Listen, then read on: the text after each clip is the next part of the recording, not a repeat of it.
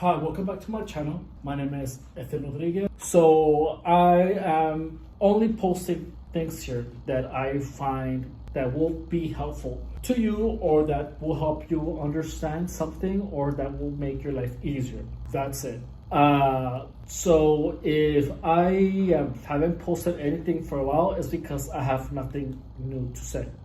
Okay, so today I'm going to talk about the difference between faith and fear. The first time that I heard Florence Scovel defining what fear is, I honestly took like months to conceptualize it. She said, fear is inverted faith. Now that I think about it, it makes sense, but how the fuck do you invert faith? You know, it makes sense. Like, you would think that fear is the diametrically opposite emotion from faith, right?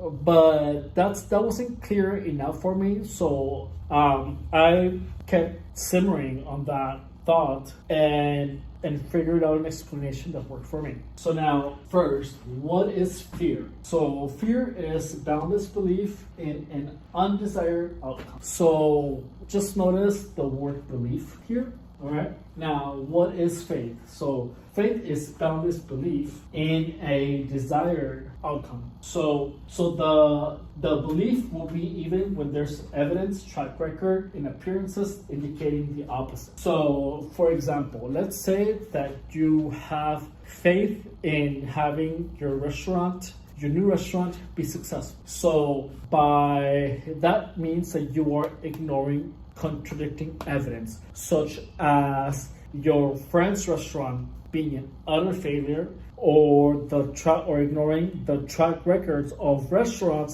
new restaurants that open and don't make it. Now that is having faith. Now having fear and that your restaurant won't make it is that you ignore the people who are successful at it, and you are making a choice to focus on the undesired outcome. So even when there is also evidence that the desired outcome is possible, so you're practically making a choice. So notice that both fear and faith have the word belief in common. So both of them are pretty much belief, and what makes them positive, what makes them fear or faith, is what you place your belief on. So let's say here, circumstances plus belief in a positive outcome is faith, and circumstances plus a belief in a negative outcome is fear. Now, belief in itself is neutral. It is indifferent. It doesn't care if you put it to something that will benefit you or something that will harm you or that is detrimental to you. So faith or fear is literally up to you. Now, another example would be the brothers that invented airplanes. You know, there were everyone at the time was trying to create a machine that would fly. And hey there, welcome to The Mind's Eye, previously known as the Gang's Talking Playbook. In this channel, we talk about the mind, and I share with you techniques on how to use your mind's eye in order to be the best version of yourself. If you are new here, you probably have no idea who I am and have absolutely no reason to believe anything that I say, which is fair, I understand. However, I challenge you to give my techniques an honest try. Try the programming. You have absolutely nothing to lose and everything to gain. When the programming works for you, subscribe, give me a like, write me a comment, or share with your loved one. I will be eternally grateful to you. Now, we're going back to the video. even people who were more, let's say, more bound to be successful, such as engineers or people who were schooled to make something like that happen, would do it before they did. But guess what? Even though when there was enough evidence that the possibility of them flying was non-existent, they decided to have belief that they were going to make it, and it happened. So for anything to happen, you have to have faith in it, or you have to have a belief in it.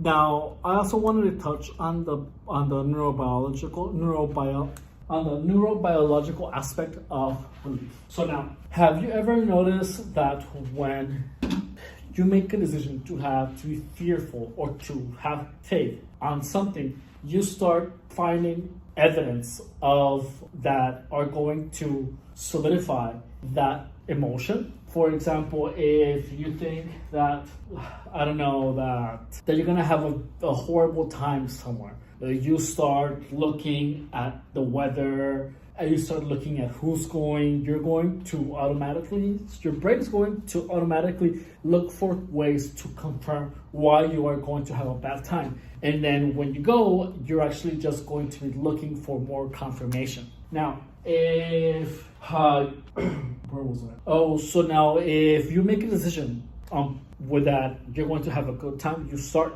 your brain out of your subconscious mind begins looking for reasons or for evidence that you are going to have a good time. And when you're there with the full expectation of it, even if something goes wrong, but you're still attached to your faith in a positive outcome, you're going to ignore or to minimize the negative aspects of it, and then you're going to focus on the good. And things might still be bad, but when you focus on the good, you learn how to make the negative things be less meaningful, and your interpretation of reality can be changed. Now, so then again, neurobiology and belief. So I applied this to gang stalking too. And this is actually what really helped me ignore it, is that when I saw evidence of that happening, I made the decision to